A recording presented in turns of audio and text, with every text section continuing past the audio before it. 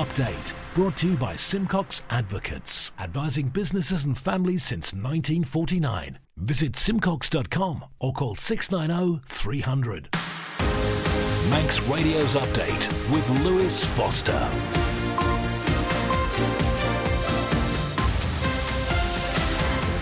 Faster my good evening, it's 5:30 and this is Update for Thursday the 18th of January 2024 from Manx Radio. Lewis Foster here, bringing you a 30-minute look at the latest news on the Isle of Man, plus background to that news, Manx sports, business, Sea-Watch and travel updates, and the newsmakers in person.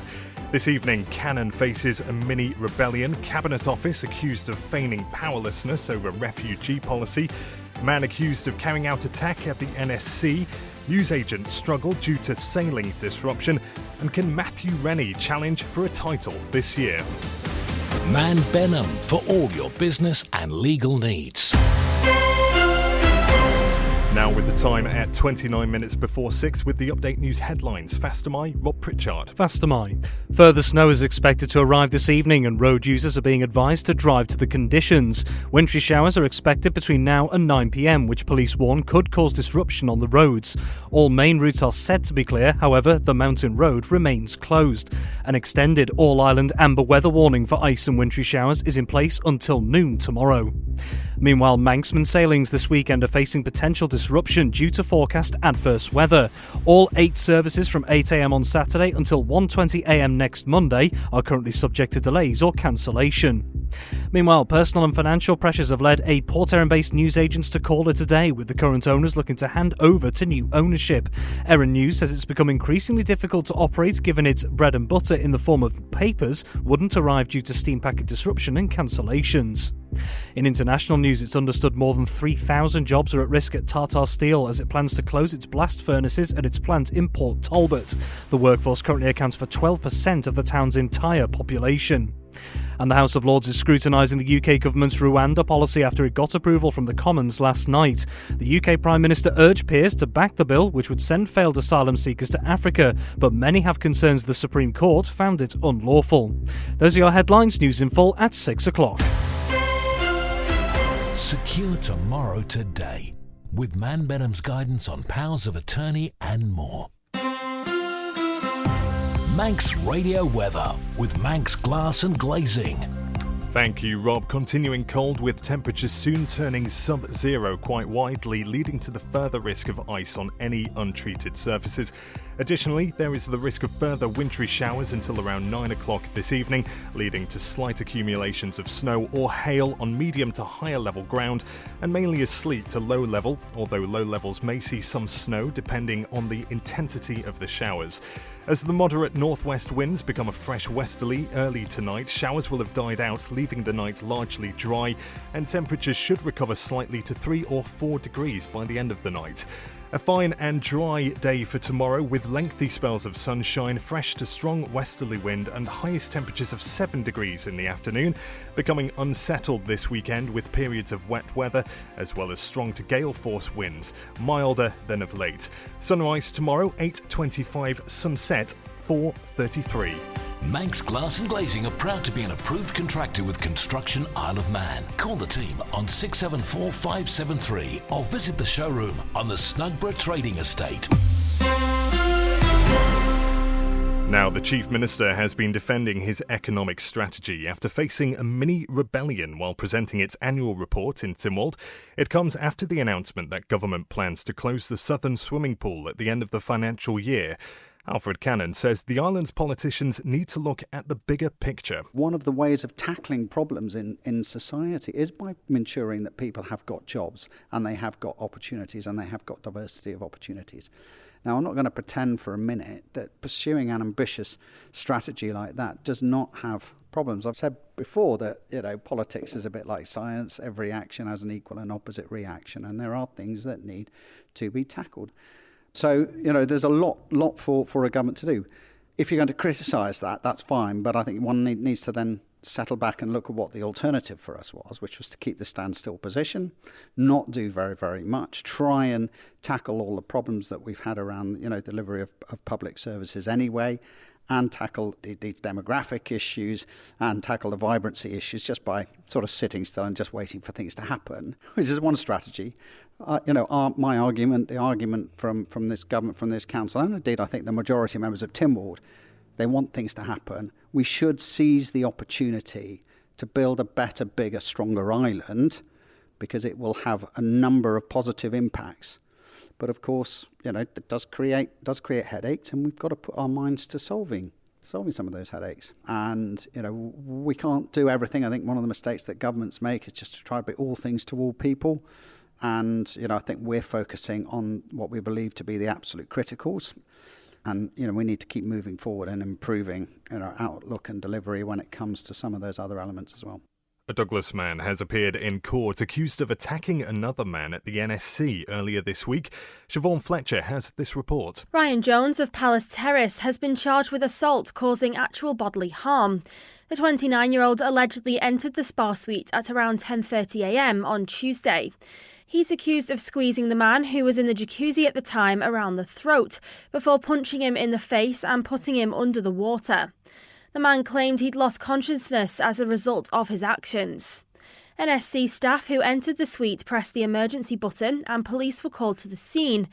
At Douglas Courthouse today, the prosecutor described the alleged offence as somewhat premeditated and planned, saying it concerned a debt Mr Jones felt he was owed. The defendant appeared in court from police custody. His release was opposed by the prosecution, but magistrates did agree to grant bail with a number of conditions. A 2-week adjournment was requested and Mr Jones has been bailed until his next court appearance on the 1st of February. In a post on Facebook on Tuesday, the NSC confirmed the spa suite had been closed due to unforeseen circumstances. It has now reopened. Update brought to you by Simcox Advocates, advising businesses and families since 1949. Visit simcox.com or call 690 300. Government's Refugee Policy Statement and Report, which was published in September last year, was back under the spotlight in Tynwald. Douglas East MHK Joni Farragher accused the Cabinet Office of feigning powerlessness when it came to formulating the policy and moved that the report not be received. The motion was fiercely debated by Cabinet Office Minister Kate Lord-Brennan, who spoke to Manx Radio after her amendment for Tynwald to receive the report was successful. I think that there is a sort of minority of Tynwald members that are very intent and have a clear desire for the Isle of Man to participate in some way in large-scale resettlement schemes to do with refugees. And in the UK, it's local authorities that can participate in these schemes, and it's been looked at in different ways and debated in the past. It's true. But the recent debate has been about the government's updated policy as to the acceptance of refugees and indeed a report on the consultation and the experience that we'd gone through in connection with the dedicated support Ukrainians that actually important to say that they're never designated as refugees. But I think that where some of the tension has come about today is that so for those members wishing to argue strongly for this, they are perhaps not happy with the government's position, which has been to say that actually because we were asked to put forward, the commitment was for a long-term policy. So the policy that's been put out by the Council of Ministers to say that actually it needs to be for the government of the day to activate any response. And in doing so, it's really important that the Council of Ministers should have due regard to the resource available of the island, the ability of government to cope with such support, things like housing and education, the availability and support of third sector and the community. In essence, we're saying, if you're going to be a responsible government, you should take account of these things, not just be writing to the UK saying, hello, can we please participate in these schemes and will you make that happen for us? Personal and financial pressures have led a Port Erin-based Newsagents to call it a day, with the current owners looking to hand the reins over to new ownership. Erin News says it's becoming increasingly difficult to operate as some of its stock would never arrive due to sailing disruption and cancellations. Owner and director Vicky Edwin Reid says the papers were their bread and butter. I didn't realise until I took over the paper shop how much people do honestly rely on the papers. It really is serious. We have got a generation still that likes to have a paper in the morning. And, we were looking, and it's not just a couple of hundred that we were missing out on. It was hundreds. And when you're trying to pay staff who you couldn't do without, because obviously, as I said, it's a 7-day-a-week business from 7 a.m. till 5:30 p.m. You have to have staff in there to be able to help run it. The actual takings were so bad. We stock Manx stuff. We will try and stock anything local that we possibly can. However, we sell confectionery. We sell products from across. And even though we support local businesses like Agrimark, they have to get their stock from elsewhere. It's not just us. There's so many small businesses that obviously have the same issue. We try and stock what we can locally, but the fact is that we do rely on off-island deliveries. And if the boat doesn't go, we don't get them. When it became desperate, they were able to use the Arrow. So please tell me why they can't use it why can't that be the proper freight boat? Why are we using the Manxman if it won't, if it can't go in serious weather? And the freight boat can. We need those things on there. Throw in the fact that we've got rivals like Tesco coming in, and they sell pretty much everything that we sell. We've all seen what happens when big supermarkets do go into small villages, and we've looked at the margins, and the cost for us to buy them in has risen so much. We cannot pass that cost on to the buyer. They just won't buy it. Sea-Watch with the Isle of Man Steam Packet Company. While the Manxman departed Heysham at 2:38, it's due to arrive back into Douglas for 23 minutes past 6. Another crossing tonight, departing for Heysham at 9:15, due to arrive there at 1 in the morning. All sailings tomorrow due to depart on time, but sailings from Saturday morning, you may have heard, up until the overnight Sunday. However, due to possible disruption or cancellation due to adverse weather conditions, we'll be keeping an eye on that, I'm sure. Like the Steam Packet on Facebook for the latest sailing information. Now, after announcing a date for his first fight of 2024 next month, unbeaten Manx pro boxer Mathew Rennie believes he's proving himself capable of challenging for a title later this year. However, Magic Rennie says whilst he has those long-term ambitions in his sights, first and foremost, he needs to get the job done and win in February. Obviously had a good win last out in December, and it's just about keeping the momentum going, really. I knew there was a VIP were having a boxing event in February, but I wasn't due to box on it, and then it just popped up last minute. I just got a call off Steve Wood, my manager, and he said, listen, there's the slot there if you want it to keep busy. So obviously me being the boxer I am and the person I am, I'm not one to say no to having a little tear up. So I need to focus at my job at hand in February, and then when all goes well in February, then I can be looking at maybe fighting the winner of that English title fight. They're the fights that I want to be involved in, and obviously the English title will be a massive stepping stone for me. I think I've definitely proved that I'm at the level from the last fight. I think that was a good step up. A lot of people had me to lose that fight. Obviously me and my team knew I was capable of winning it, and obviously I went and done that, but I think I've proven that I'm at the level, and now it's just getting that opportunity, and I think I'm on the fringe of doing that. It's just one of them things where it's like I can't be in it. It's just patience, just having the patience, and while I am waiting, to not be getting complacent and stuff, and this is where you can sort of drift off, and then when the chance does come, you're not ready to take it. So I need to the next coming months, I need to be staying on it in the gym, and then when that chance comes up, I'll be ready to grab it, which hopefully won't be too long after the fight in February. But as I said, I don't want to be taking my eye off February, because it only takes one punch to change the game in this boxing. And if I go into February 17th thinking that I'm too much and too far ahead of this guy and whatnot, I can come unstuck quite easily. So I need to put the work in over the next 4 weeks and go and perform like I normally do on the 17th of February. Manx Radio Business Briefing. Shares in Watches of Switzerland tanked as a luxury timepiece seller slashed its annual revenue guidance on the back of slumping demand for its luxury products and forecast of volatile trading conditions for the rest of the fiscal year. For a full daily market report, go to ramseycrookall.com. The Stock Market Report, brought to you by Ramsey Crookall. UK and European markets were higher as investors continue to monitor news and comments from the World Economic Forum in Davos, Switzerland. The dollar moved higher after robust US retail sales data added to expectations. The Federal Reserve will not rush to lower interest rates. Oil prices rose as the IEA joined producer group OPEC in forecasting relatively strong growth in global oil demand this year. Gold prices rose, helped by the Middle East conflict, lifting safe haven appeal. At the close, the FTSE 100 up 0.17% to 7,459. The DAX up 0.74% to 16,552. The Dow Jones up 0.01% to 37,266. And the S&P 500 up 0.54% to 4,764. The Nasdaq up 1.27 to 15,044. British pound sterling trading at $1.268 and 1.167 euros. You've got an investment plan? Yeah, Mike set it up. But don't you need loads of money to do that? Not this one. It's called Shearwater from Ramsey Crookall, and you pay in monthly as little as £100. So it's like saving regularly, really helping us invest in the future. For a house, or the kids' education. £100 a month? I could easily do that. You should. The sooner you start, the better.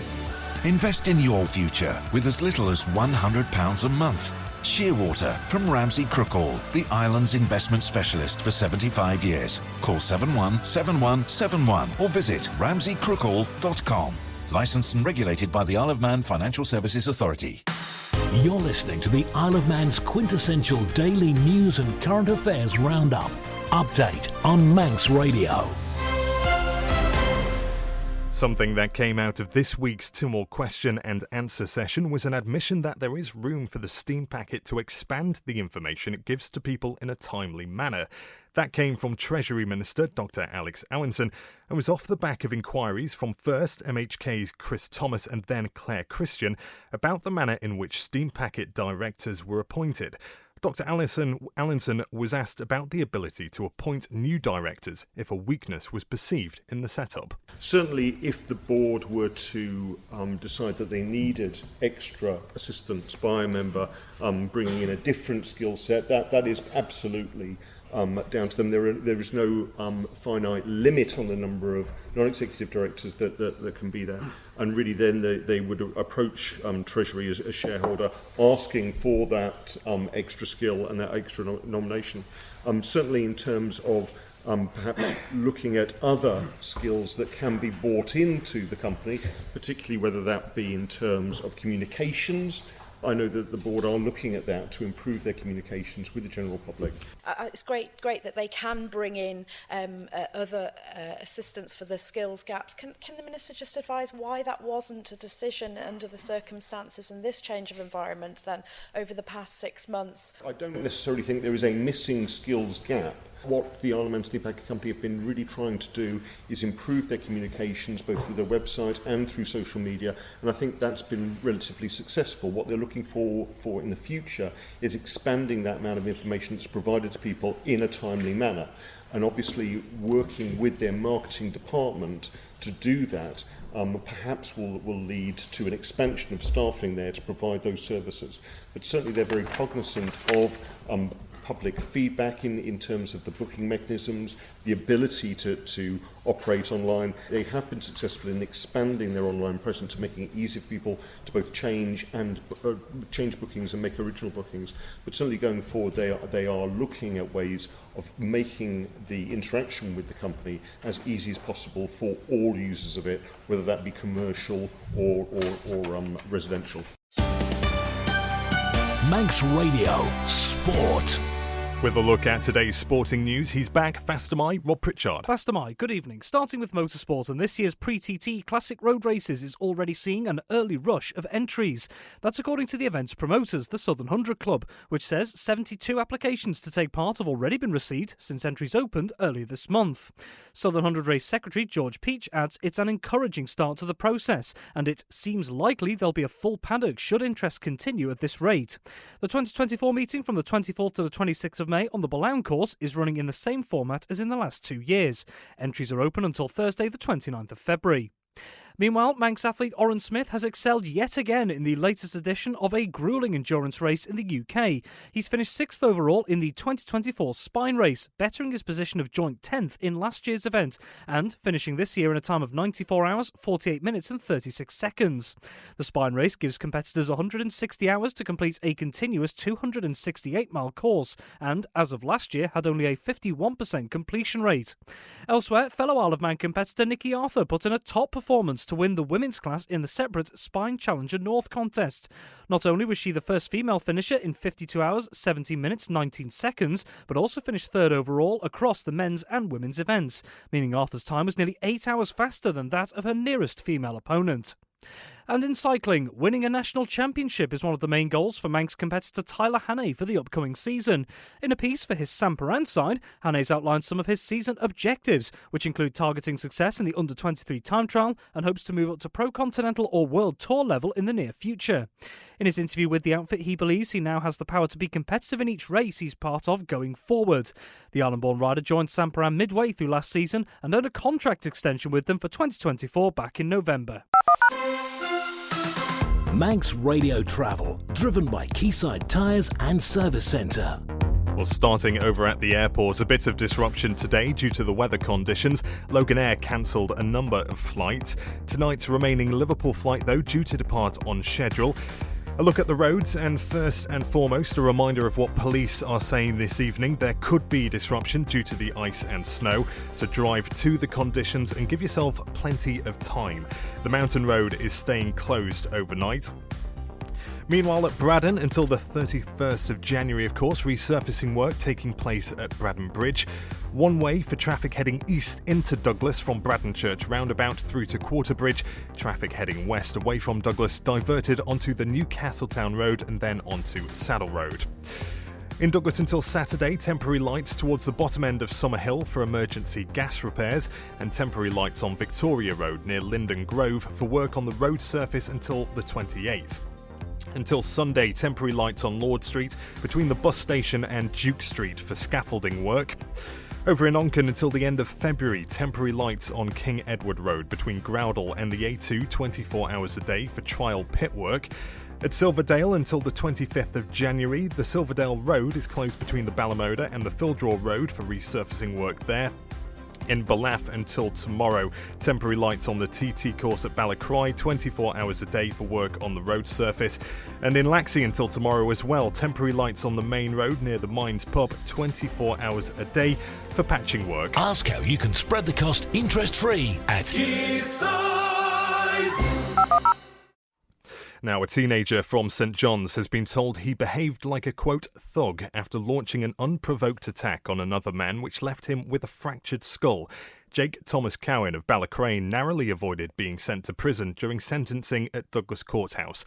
Tessa Hawley has this report. The 19-year-old had previously pleaded guilty to assaulting the teenager and causing him grievous bodily harm. The court heard Cowan, who was 18 at the time, had got involved in an altercation with the 19-year-old on Regent Street in Douglas on the 26th of August last year. He threw a drink over him, pushed him and then punched him once. The teen fell to the ground, banging his head and suffering fractures to his cheek and eye socket. Cowan then fled the scene, knowing he was unconscious. In a victim impact statement read to the court, the complainant described how the assault had had a huge impact physically and mentally, and he'd been left checking over his shoulder. The court heard Cowan had handed himself into police headquarters the following day, telling officers he'd thrown a preemptive strike because he thought he was going to be punched. Cowan's advocate said his client had been drinking beforehand, adding it wasn't something that was planned. Describing Cowan's behaviour as thuggery at best, Deemster Graham Cook told him, "You behaved, did you not, like a thug? So many people die as a result of the single punch," he added. "You left this man on the ground. you ran away. Imposing a 20-month custodial sentence, which will be suspended for 2 years, Deemster Cook also ordered Cowan to pay the victim £2,000 in compensation. A 2-year suspended sentence supervision order has also been activated, and Cowan will have to pay £300 in prosecution costs. Update brought to you by Simcox Advocates. The chair of the Northern Local Authority Swimming Pool Board says the report into the island's regional pools is more about closing the current facilities rather than saving them. Ewan McGuinness has hit back at the Department of Education, Sport and Culture, branding the recommendation to close the southern pool as short-term cost-cutting. He's been speaking to local democracy reporter Emma Draper. I think it goes without saying that if the government are prioritising short-term funding and costs over the overall benefits that swimming bring to the Isle of Man, then to me it's a no-brainer that it will start impacting the other facilities. What do you think about the Regional Sports Hub report that's come out? Well, it's got nothing to do with regional sports hubs for a start. I think you have to go back 2 years to when Minister Edge came in charge and the regional pools hit our radar, and we were told that there was no funding and they wanted to reduce their offerings down. That then resulted in the Kavanagh report. That then resulted in the Regional Sports Hub report, but it always comes right back round to trying to close the southern pool and keeping funding to a bare minimum. The Regional Sports Hub review has got nothing to do with regional sports hubs. It's about closing pools. So why do you think the government has stopped funding the southern pools and the pools in general? So I think there's a complicated factor with the southern pool. It's getting on, it needs more maintenance, but they aren't looking to replace it. They are turning their back on the island plan for sports, for health, for the benefits of swimming, and they're just looking for short-term cost cutting. Would regional pools be able to survive without subvention, and if not, why not? The pools aren't there to be cost neutral. They are an expenditure. They're there for the benefit and leisure and health of the Isle of Man population. And when the Western and Northern pool were built 15 odd years ago, that was the idea. For Minister Edge to suddenly come in charge and almost be surprised by how much it costs to run pools, I think it's just a flawed logic.